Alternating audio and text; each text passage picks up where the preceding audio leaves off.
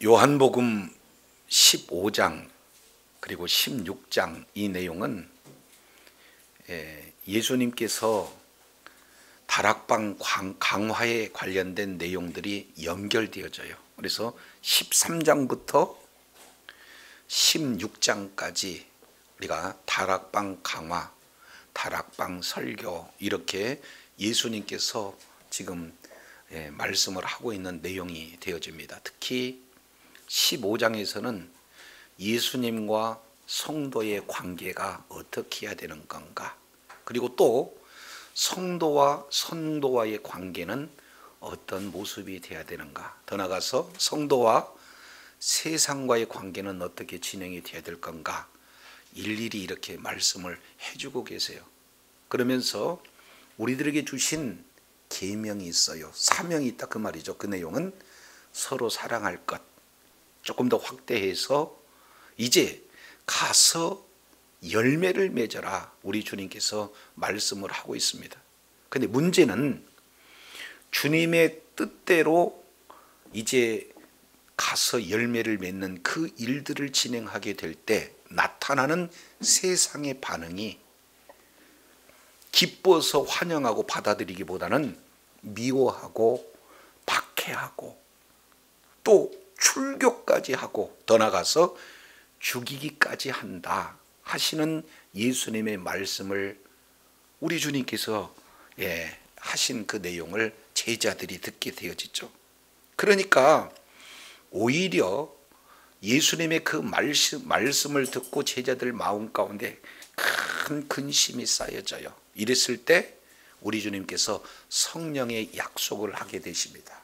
그래서 지금 요한복음 15장에 나타나는 성령님을 크게 두 가지로 표현을 하고 계세요. 첫 번째는 성령님은 보혜사 성령님이다. 그리고 두 번째는 성령님은 진리의 성령님이다. 이렇게 말씀을 하고 있어요. 그래서 보혜사 성령님께서 이제 세상을 책망한다. 다른 말로 세상이 잘못 알고 있는 내용을 바로 잡아서 가르쳐주는 일을 보혜사 성령님께서 진행을 하는데 세 가지를 말씀하고 있어요. 그것은 죄에 대해서, 의에 대해서, 그 다음에 심판에 대해서 말씀하십니다.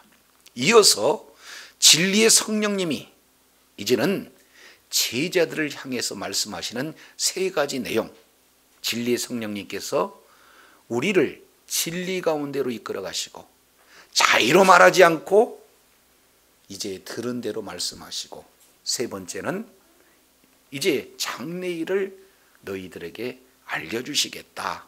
지금 이 말씀을 예수님께서 이렇게 하고 계세요. 자, 그런데 문제는 제자들이 이런 예수님의 말씀을 다 이렇게 알아듣지를 못한 거예요. 그 중에 특히 알아듣지 못하는 내용은 요한복음 13장부터 계속 진행되어지는 내용이 내가 아버지께로 간다. 이 내용을 제자들이 참 알아듣기 어려웠습니다. 그래서 예수님 말씀을 듣고 이해되지 않는 제자들이 제자들 간에 서로 수군거리면서 도대체 조금 있으면 나를 보지 못하겠고 또 조금 있으면 나를 본다. 이 말씀이 도대체 무슨 말씀이냐? 서로 마음 가운데 의문을 가지고 나누는 그 내용을 예수님께서 아시고 조금 있으면 이라는 이 내용 속에 여러 가지 깊은 내용들을 우리 주님께서 가르쳐 주셔요. 동시에 이 조금 있으면 이 내용 가운데 크게 예수님의 십자가, 예수님의 부활, 그리고 이제는 예수님께서 부활 성천 이후에 성령님을 보내주시는 성령 강림에 대한 내용을 조목조목 말씀을 하시면서 성령님이 오시게 되지만 크게 두 가지의 사역 이 내용을 해 주실 것이다. 그러면 너희에게 오히려 근심이 기쁨으로 변한다 하는 내용이 오늘 본문 내용의 핵심이 되어져요. 그래서 오늘 본문의 말씀을 근거해서 조금 있으면 이라는 제목으로 우리가 은혜를 나누고자 합니다. 자, 16절 보세요. 16절부터 19절까지 4절에 걸쳐서 총 7번 조금 있으면 계속해서 반복하고 있는 내용들이 소개가 되고 있습니다. 16절, 조금 있으면 너희가 나를 보지 못한다. 또 조금 있으면 나를 보리라. 이것이 예수님께서 하신 말씀이에요. 그런데 이 말씀이 제자들에겐 꽤 어려운 내용이 되어져요. 이해할 수 없는 내용이 됩니다. 그래서 17절 제자 중에서 서로 말합니다. 우리에게 말씀하신 조금 있으면 나를 보지 못하겠고 또 조금 있으면 나를 보리라 하시는 말씀이 도대체 무슨 말씀이냐. 더 나아가서 내가 아버지께로 간다라고 말씀하셨는데 아버지께로 간다는 이 말씀이 도대체 무슨 말씀이냐. 그 중에서도 18절 조금 있으면 이라고 하는 이 말씀이 무슨 말씀이냐, 무슨 말씀인지 우리가 알지 못하겠다. 지금 제자들이 반응해요. 우리 주님은 예수님과 함께 했던 제자들에게 여러 번 예수님이 죽으셨으나 다시 사실 것이다 라는 내용들을 여러 번 얘기를 하는데 도무지 알아듣지 못해요. 그리고 이제 이 다락방 강화를 이후로 예수님께서 겟세마네 동산에서 기도하시고 그리고 십자가에 붙들려 가시는 그런 아주 이제 마지막 상황인데 아직까지도 알지 못한다 하는 제자들의 이 반응을 통해서 지금 예수님께서는 조금 있으면 이 속에 함이 되어 있는 놀라운 진리의 말씀을 조목조목 가르쳐 주시는 내용이 그 뒤에 19절 이하에 이렇게 기록이 되고 있습니다. 예수께서 그 묻고자 함을 뭐 하시고? 아시고. 예수님은 제자들에게 너희들 도대체 뭐 가지고 그렇게 서로 수근거리느냐 이렇게 묻지 않으셨어요. 곧바로 제자들이 그 중심이 무엇이 지금 그토록 알지 못하겠다라고 하는 내용인지를 물어보시지 않고 아시는 분이 바로 예수님이세요. 이 내용은 요한복음 2장 24절 25절 이 내용 속에서도 예수님께서 계속해서 아시는 장면이 소개가 되고 있습니다. 이제 2장 24절 내용을 보니까 친히 모든 사람을 아셨다. 25절 내용을 보니까 사람 속에 있는 것을 아셨다. 이렇게 말씀을 하고 있어요. 이것은 예수님이 누구신가? 이제 사람의 마음을 정확하게 알고 계시는 분은 어떤 분인가? 바로 예수님은 전지하신 하나님이심을 지금 그대로 보여주고 있습니다. 우리가 잘 알겠지만 시편 139편 내용을 통해서 살펴보게 되어지면은 하나님은 우리를 감찰하신 하나님 이렇게 말씀을 하고 계시죠. 그래서 우리가 앉고 일어섬을 아시고 그리고 생각도 아시고 그리고 길과 눕는 것을 아실 뿐만 아니라 모든 행위와 특히 말을 알아듣지 못하는 것조차도 없다. 지금 바로 이분이 하나님이신데 바로 예수님이 물어보지도 않고 아시는 내용은 예수님이 누구시라는 거예요? 하나님이시다라는 사실을 지금 보여주고 계셔요. 자, 그래서 예수님께서 아시고 조금 있으면 계속 7번씩 반복해서 기록하고 있는 조금 있으면이라는 것이 도대체 어떤 내용인가? 이 부분을 자 20절에 내가 진실로 진실로 너희에게 이르노니, 요한복음에서 진실로 진실로 이른다라고 하는 이 내용은 매우 중요한 내용을 말씀을 하실 때마다 진실로 진실로를 이렇게 말씀을 하고 계시죠. 자, 그러면서 너희는 뭐 하겠고 곡하겠고 애통하겠으니 하겠으나 지금 이렇게 말씀을 하고 있어요. 그러니까 조금 있으면 너희는 애통한다. 조금 있으면 너희는 곡한다. 지금 이렇게 말씀을 하고 있어요. 그러면은 어느 때 곡하고 어느 때 애통합니까? 매우 슬플 때, 특히 사람이 죽었을 때 곡하잖아요. 애통하잖아요. 자, 그러면은 이 내용을 누가복음 23장 27절 내용을 보면은 예수님께서 이제는 골고다 언덕으로 십자가를 지고 가는 예수님의 모습을 보고 많은 여인들이 애곡하는 모습들을 보게 됩니다. 특히 마가복음 16장 10절 내용을 통해서 보면은 예수님의 십자가에 죽으시고 이제 무덤에 장사되었을 때 울고 애통하는 여인들이 등장하고 있어요. 그러니까 여기서 나타나고 있는 너희는 곡하겠고 너희는 애곡하리라 하는 내용은 예수님의 죽으심을 예수님께서 직접 말씀을 하고 계세요. 예수님이 왜 죽으셨냐 그 말이죠. 예수님은 이 땅에 본래 목적이 뭐하러 오셨냐면 죽으러 오셨어요. 우리의 죄를 짊어지고 우리의 죄를 대속하시기 위해서 오신 분이 바로 주님이셔요. 그래서 예수님이 죽으시는 그 죽음을 깨닫지 못하니까 곡하고 애통한다 이렇게 표현하고 있습니다. 반면 예수님을 십자가에서 죽이는 세상의 반응은 어떠느냐? 세상은 뭐 한다는 거예요? 기뻐한다 이렇게 말씀을 하고 있습니다.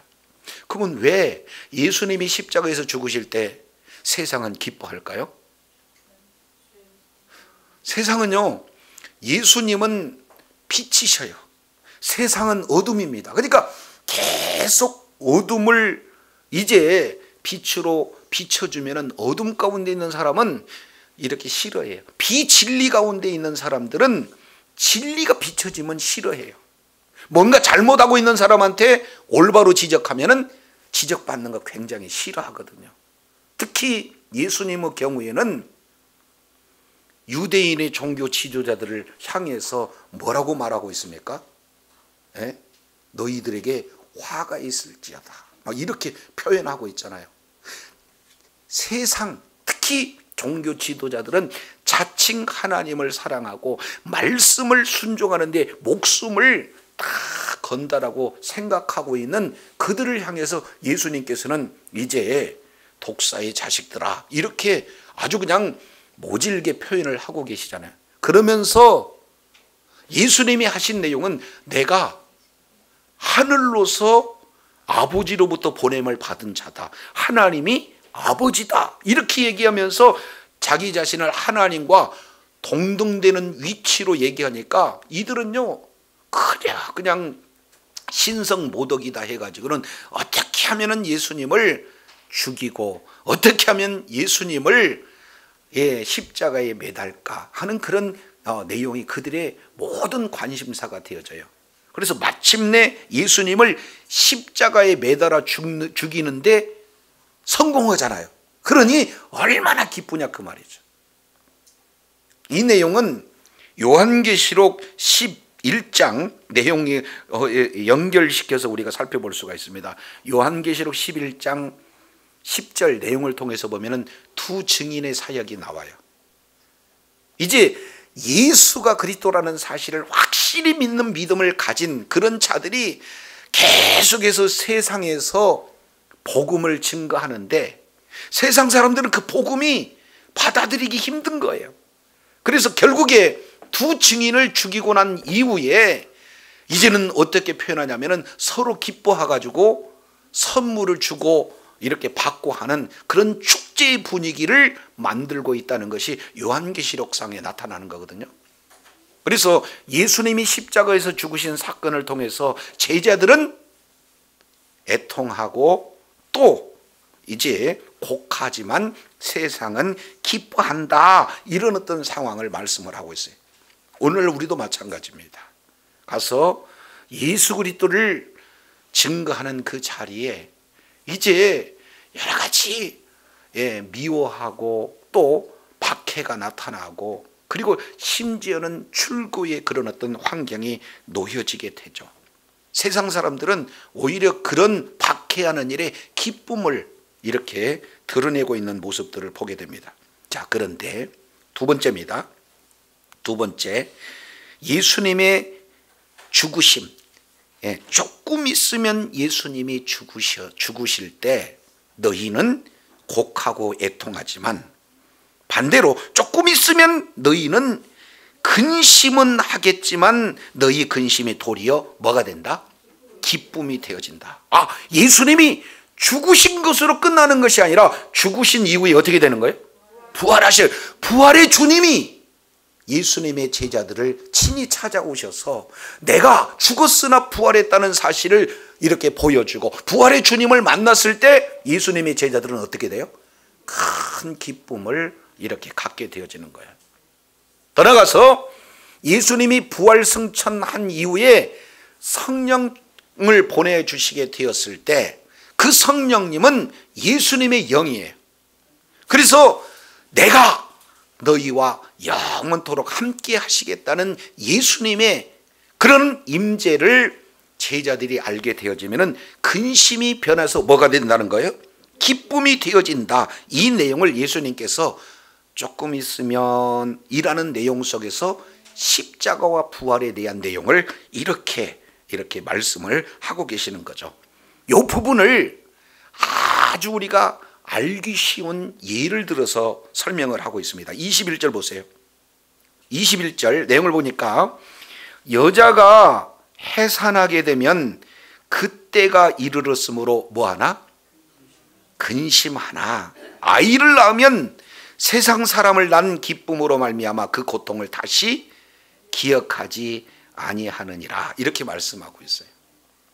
지금 또 우리 연세가 지극하신 고사님도 참여하고 계시는데, 자, 예전에는요, 아이를 낳는 그 일이 사실은 쉬운 일이 아니에요. 뭐 지금도 의학이 발전되고는 있다고는 하지만 아이를 낳을 때 이제 산모의 그런 어떤 마음은 사실은 근심하지 않을 수가 없잖아요. 그래서 옛날에 우리 어르신들은 신발을 가지런히 이렇게 놓고 갔다 그래요. 그래서 내가 이 아이를 낳고 또다시 이 신발을 신을 수가 있을까? 그만큼 아이 낳다가 이렇게 목숨이 끊어지는 그런 사례가 사실은 뭐 이렇게 빈번한 그런 사례가 되었다는 걸 우리는 들어서 알 수 있잖아요. 그러니까 예수님 당시에 사실은 해산할 때가 되어지면 누구나 다 근심할 수 있어요. 근데 때가 이르러서 아이를 낳게 되어지면은 근심, 그런 해산의 고통, 이것은 잠시 잠깐이고 어떻게 됩니까?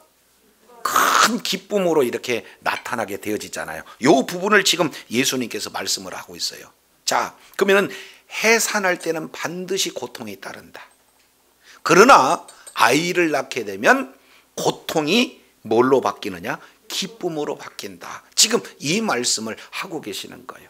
예수님이 십자가에 죽으신 것은 고통일 수는 있으나 예수님이 십자가에 죽을 때 많은 제자들은 슬퍼하고 곡하는 그런 고통이 있을 수는 있으나 예수님이 이제는 죽음을 이기고 사망 권세를 이기고 부활 이제 하시는 그런 내용을 통해서 보면은 예수님의 기쁨으로 제자들에게도 이제 부활의 기쁨으로 충만한 그런 은혜가 있다라는 사실을 해산하는 여인의 내용을 통해서 말씀을 하고 계시는 거예요.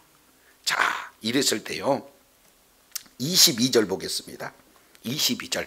지금은 너희가 뭐 한다는 거예요? 근심하나. 그렇습니다. 여기서 근심한 내용은 예수님께서 죽으시고 그리고 또 예수님의 말씀을 순종하기 위해서 나갈 때 미워하는, 핍박하는 그런 출교하는 죽이는 환경에 놓여 있을 때 그 소리를 들었던 제자들에게 잠깐 근심을 할 수는 있어요. 그러나 22절, 내가 다시 너희를 뭐 한다는 거예요? 보겠다. 이게 중요해요. 내가 다시 너희를 뭐 한다는 거예요? 보리라. 그러면 예수님께서 부활하신 이후에 이제는 제자들을 직접 찾아가셔서 예수님이 부활하셨다는 사실을 보여주시기 때문에 부활의 주님을 본 그 자들은 마음에 뭐가 되는 거예요? 기쁨이 있어요. 그래서 그 기쁨을 이제는 사탄 마귀가 빼앗을 수도 없고 세상에 어떤 어려움이 있다 할지라도 부활의 주님을 만나게 되어지면은 그 기쁨으로 충만하다는 사실을 우리 주님이 말씀하고 계시다, 그 말이에요. 부활의 기쁨의 놀라운 은혜를 참여한 자는 이제 세상이 조금 어렵고 그 복음의 현장이 여러 가지 박해의 그런 내용이 있다 할지라도 부활의 기쁨을 직접 보고 체험하는 그런 자들에게는 주의 기쁨으로 충만하게 된 줄로 믿습니다. 자, 이 내용을 우리 주님이 말씀을 하고 계셔요. 자, 그런데 여기서 이제 한 가지 내용을 보면은 내가 너희를 보리니 해서 누가 보느냐? 예수님, 부활의 주님께서 제자들을 보게 되는 거예요. 제자들은요, 십자가에 달리신 예수님 근처에 못 갑니다. 다 도망가요. 물론 사도 요한은 근처까지 갔지만 대부분 제자들이 다 예수님을 부인하기도 하고 어떤 제자는 아예 그냥 옷을 다 벗은 채로 도망하기 바빴잖아요. 자, 그런 뿔뿔이 흩어진 제자 한 사람 한 사람, 우리 주님께서 모두들 이제 제자들이 있는 그곳에 부활의 주님으로 친히 찾아오셔서 부활의 주님을 나타내 보이시잖아요.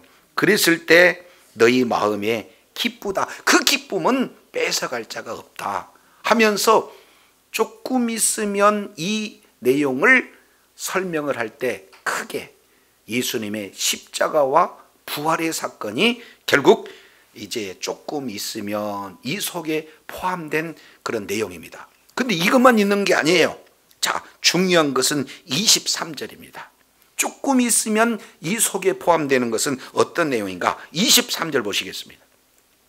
그 날에는, 여기서 그 날이라고 하는 것은 성령 강림을 말씀을 하고 있어요. 예수님은 십자가에서 죽으시고 부활하신 것으로 끝나는 것이 아니라 예수님께서 내가 떠나는 것이 너희에게 유익한다. 왜? 떠나는 것이 유익하느냐? 내가 떠나지 아니하면 보혜사가 올 수가 없고 내가 떠나야 보혜사를 보내주신다. 우리 주님이 말씀하고 있잖아요. 그러니까 여기에서 그 날에는, 이 그 날은 어떤 내용입니까? 보혜사 성령님을 보내주셔서 성령님이 오시는 그 날을 지금 말씀을 하고 있어요. 그래서 그 날에는 두 가지입니다. 성령님이 오시게 됐을 때 성령님께서 베풀어 주신 큰 은혜 두 가지. 첫 번째, 너희가 아무것도 내게 뭐 하지 않는다? 묻지 않는다. 이 말씀을 하고 있어요. 예수님의 제자들은요, 예수님이 늘 함께 해주신 그런 어떤 상황 속에서 필요한 모든 내용을 예수님에게 뭐 하셨어요? 물어봤어요. 그럴 때마다 예수님께서는 자세히 가르쳐 주셨는데 성령님이 오시게 되어지면은 너희가 나에게는 아무것도 물어보지 않는다. 다른 말로 성령님께서 이제는 성령님이 친히 말씀을 뭐 하시는 거예요? 가르쳐 주시고 말씀을 뭐 하셔요? 생각나게 해 주신다. 이 말씀을 하고 있습니다. 잠깐 요한복음 16장 26절 내용을 보면은 보혜사 곧 아버지께서 내 이름으로 보내실 성령, 그가 너희에게 모든 것을 뭐 하신다는 거예요? 가르쳐 주신다는 거예요. 성령님께서 직접 가르쳐 주신다는 거예요. 그리고 두 번째, 내가 너희에게 말한 모든 것을 뭐 하는 거예요? 생각나게 한다. 여기서 생각나게 한다는 것은 원문 내용으로 보면 깨닫게 해주신다는 거예요. 모든 것을 가르쳐 주시고 모든 것을 깨닫게 해주시는 거죠. 따라서 아무리 머리가 좋고 뛰어난 인재다 할지라도 성경 말씀을 성령님이 깨닫게 해주시지 않으면, 성령님께서 조명해 주시지 않으면 성경 내용의 진의를, 하나님의 바른 뜻을 깨닫지 못한다 그 말이에요. 그러나 아무리 무식하다 할지라도 성령님께서 깨닫게 해주시면 이 성경 속에 있는 진리의 말씀을 깨달아지는 은혜가 있는 줄로 믿습니다. 그래서 성령님이 오셔서 성경을 깨닫게 해주신다. 그래서 성경 말씀을 깨닫는 그런 자들은 마음 가운데 뭐가 되는 거예요? 기쁨으로 충만하게 된다는 겁니다. 자, 이것뿐만 아니죠. 성령님께서 깨닫게 해주시고 성령님께서 가르쳐 주실 뿐만 아니라 이 성경 말씀을 지킬 수 있는 비전도 주시고 성경 말씀을 지킬 수 있는 능력도 주시고 그 말씀대로 이루는 놀라운 말씀의 축복을 누리게 하시는 분이 바로 성령님인 줄로 깨달으시길 바랍니다. 그러니 성령님이 오셔서 말씀을 깨달을 때마다 기뻐요. 그리고 나는 실력이 없어서 그 말씀대로 살 수가 없는데 살 수 있는 능력을 주셨을 때 기뻐요. 그리고 그 말씀을 붙들고 그 말씀이 그대로 이루어지는 그런 상황을 보게 되면 기쁨으로 충만하다 그 말이죠. 믿습니까? 두 번째, 이제 성령님이 오시게 되어지면 말씀의 사람으로, 전혀 새로운 말씀의 사람으로 우리 주님께서 완전히 변화시켜 주기 때문에 기쁨이 있다면, 두 번째는 기도의 사람이 되게 하셨다는 거예요. 보셔요. 너희가, 내가 진실로 진실로 너희에게 이르노니 너희가 무엇이든지 아버지께 구하는 것을 내 이름으로 뭐 하리라? 주시리라. 우리 주님이 말씀하고 있어요. 제자들은 예수님이 함께 계실 동안에 제자들은요, 하나님 앞에 사실은 기도하지 않고 예수님께 모든 것을 요구했어요. 기도한다 할지라도 그냥 종교적으로 구하라, 그러면 주실 것이다 하고 거저 기도하는 자리에 있었지 그 기도의 응답의 기쁨을 온전히 누리지 못했다 그 말이죠. 그런데 내가 가는 것이 너희에게 유익이 되는 것은 성령님이 오셔서 두 번째 은혜를 베풀어 주신 것은 뭐냐? 직접 이제는 예수님에게 구하는 게 아니고 예수 이름을 우리들에게 주셨기 때문에 이제는 예수 이름으로 무엇이든지 구하면은 하나님이 직접 뭐 하신다는 거예요? 들어주신다는 거예요. 이제는 구약의 제사장들에게 이제 축복해 주시옵소서 이렇게 얘기하는 것이 아니고 내 죄를 이렇게 위에서 제사를 들어주십시오 하고 이제는 제사장에게 이렇게 나가고, 그리고 하나님의 말씀도 선지자를 통해서 듣는 그런 내용이 아니라 우리 주님이 말씀을 깨닫게 해주시고, 그리고 하나님 앞에 직접 말씀을 붙들고 기도할 때 그 약속의 말씀을 우리 주님이 직접 이루어주시는, 직접 고할 수 있는 그런 자리로 우리 주님께서 은혜를 베풀어 주신다 그 말이에요. 이러한 하나님께 직접 나가서 하나님께 고하고 하나님으로부터 날마다 응답을 받는 그런 축복의 자녀들이 되어야 될 줄로 믿습니다. 자, 이사야서 59장 1절 2절 이 내용을 통해서 살펴보면은 우리 하나님 앞에 이제 많은 사람들이 기도를 해요. 근데 우리 하나님께서는 그 많은 사람들의 기도를 다 들어주시는데 응답은 하지 않는다. 우리 주님이 그 위경 속에서 구원해 줄 수 있는 능력의 손을 가졌어도 구원의 일을 하지 않는다. 이유는 단 하나, 하나님과 인간 사이에 가로막고 있는 것이 뭐예요? 죄 문제예요. 그래서 죄가 있는 인간이 죄와 상관없으시고 죄 자체하고 함께 할 수 없는 하나님 이 관계에서 기도나 하나님의 구원의 놀라운 은혜를 누릴 수 있는 그런 어떤 자격이 주어지지 않았다 그 말이에요. 그런데 예수님께서 이 땅에 오셔서 조금 있으면 십자가에서 죽으시고 조금 있으면 이제는 죄와 사망 권세를 이기시고 부활하셨어요. 이러한 예수 그리스도를 믿는 믿음을 가진 저와 여러분에게 우리 주님께서는 죄 사함의 은혜를 허락하신 줄로 믿습니다. 그러니까 더 이상 이제는 하나님과 인간 사이에 가로막힌 죄악의 담이 없어졌다 그 말이에요. 따라서 우리는 죄에 대해서 용서함을 받은 자요, 그 죄에 대해서 용서함을 받았다는 증인이 바로 성령님이신 줄로 깨달으시길 바랍니다. 그래서 로마서 8장 내용을 보면 성령님을 뭐라고 표현하냐면 양자의 영 이렇게 말씀하고 있어요. 양자의 영이라는 것은 하나님을 이제 뭐라고 얘기했어요? 아버지라 부를 수가 있어요. 예수 그리스도를 믿는 믿음으로 죄사함을 받고 성령을 받는 자에게는 이제는 누구든지 하나님을 아버지라 부를 수 있는 하나님의 자녀가 된 줄로 믿습니다. 그러면 하나님의 아버지면 어떻게 되는 거예요?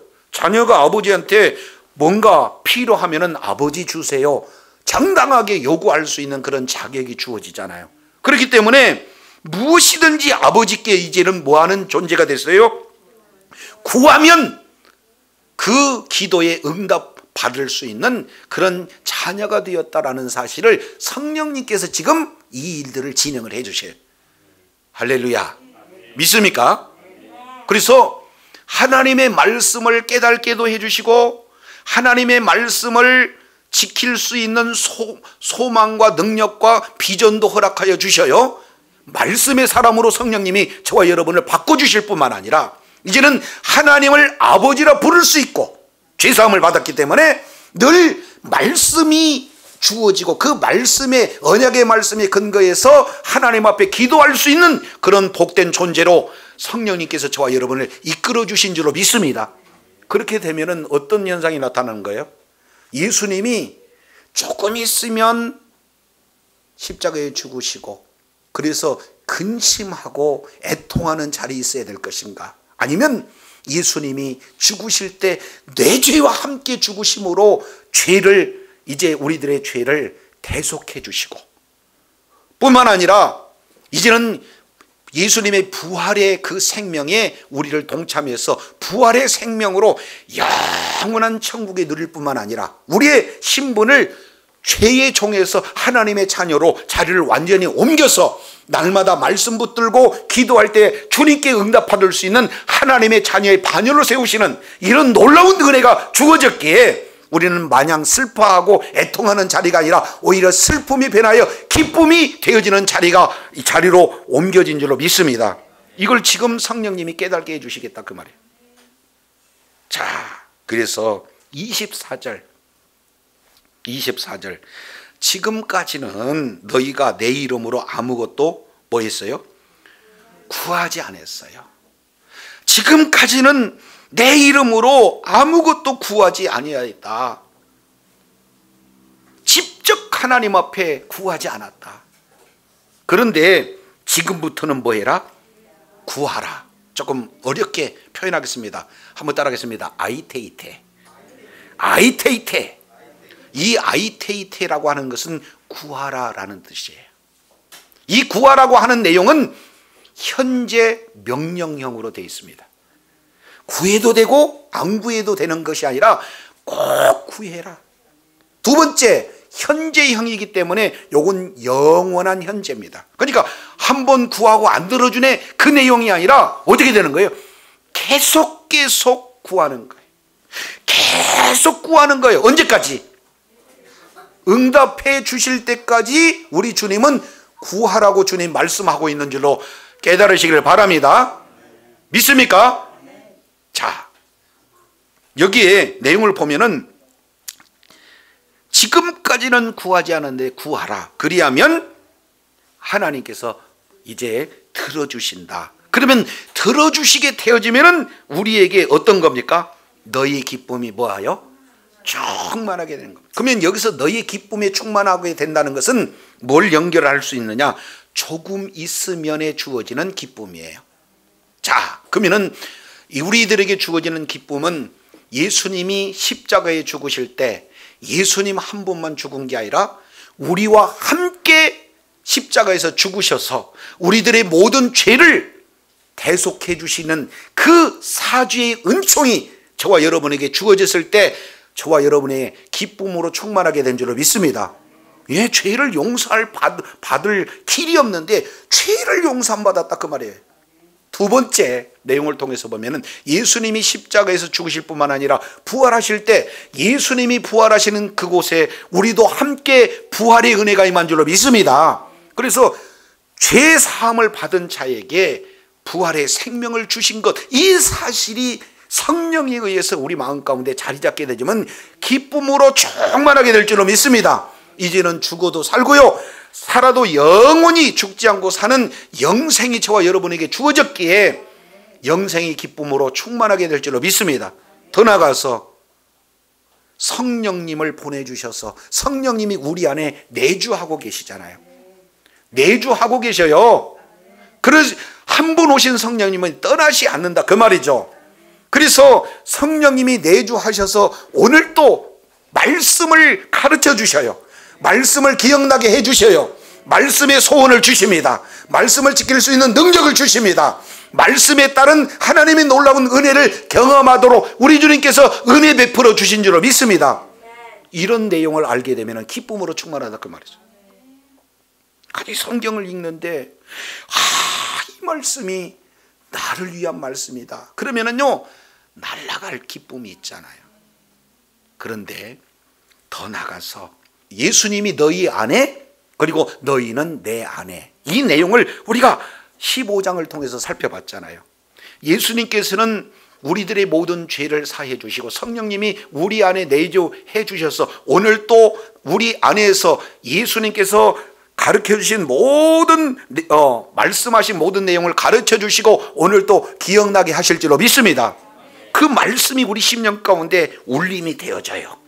그러면 그 성령님 안에 우리가 거한다는 것은 속에서 성령님이 말씀하실 때 이 말씀을 깨닫게 해주실 때 그 말씀에 순종해서 나갈 때 그 말씀에 생명이 되어지고 그 말씀이 능력이 되어지는 줄로 믿습니다. 그래서 말씀이 사실로 이루어져요. 그랬을 때 기쁨은 말할 수가 없어요.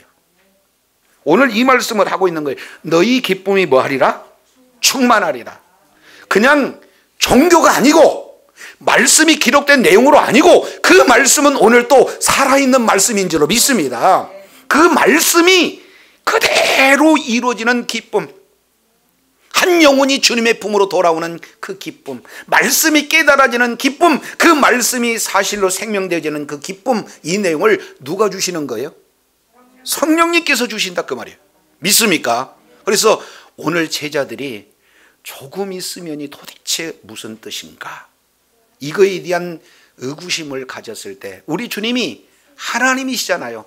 마음을 다 아시잖아요. 그렇기 때문에 제자들에게 찾아오셔서 조금 있으면이라는 그 속에 십자가의 죽으심도 있고 부활도 있고 그리고 성령 강림 사건도 조금 있으면 있다.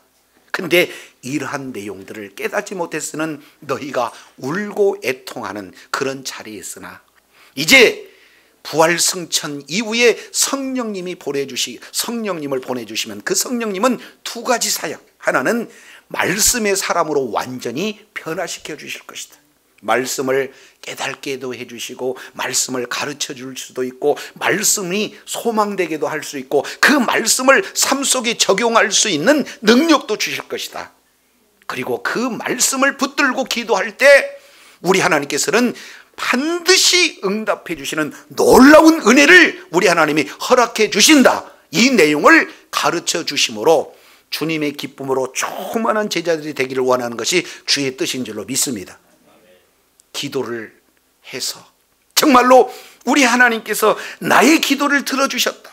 그리고 나에게 말씀하신 그 오늘 또 말씀하고 있는 이 말씀이 살아있는 말씀이다. 이 말씀을 저와 여러분이 믿음으로 생명으로 소유하고 그 살아있는 말씀을 접할 때마다 주님의 기쁨으로 충만하게 될 줄로 믿습니다. 문제는 기도하면 바로 들어주면 얼마나 좋겠어요.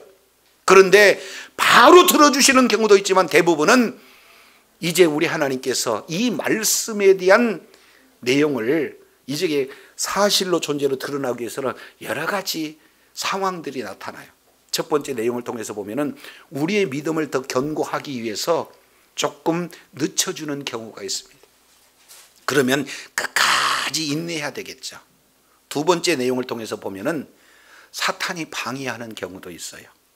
이것은 하나님의 이제 그런 여러 가지 단련하시는 그런 의도가 그 속에 들어가 있는가, 아니면 사탄의 방해인가, 우리가 이 내용을 분별해서 오늘 또 성령께서 말씀을 깨닫게 하시고 그 말씀을 믿는 믿음도 주시고 능력도 주시기에 그 말씀 붙들고 날마다 하나님의 말씀이 살아있음을 체험하고 주님이 주신 기쁨으로 충만한 저와 여러분이 되어야 될 줄로 믿습니다. 그랬을 때 복음을 예수님이 그리스도다라는 사실을 증거했는데 가서 미워해요. 그리고 박해가 와요. 출교가 와요. 심한 경우는 죽이는 환경까지 나오는데도 불구하고 복음을 증거할 수 있는 능력의 자녀들이 다 될 줄로 믿습니다. 핍박을 오히려 주님이 주신 기쁨으로 이제 간직하고 더 권세 있게 능력 있게 사명을 감당해서 있는 그곳이 바로 우리 하나님이 함께하는 장소요, 그곳이 천국이 되어서 오늘도 동행하시는 주님과 함께 걷고 함께 일하심을 이제 경험하고 우리 주님이 베풀어 주신 기쁨으로 충만한 능력자요 지혜자요 축복자가 되어 하나님의 뜻을 이루고 하나님의 나라 확장하는 일을 존귀하게 쓰임 받는 주의 사랑하는 자녀들이 다 되기를 원합니다. 기도하겠습니다.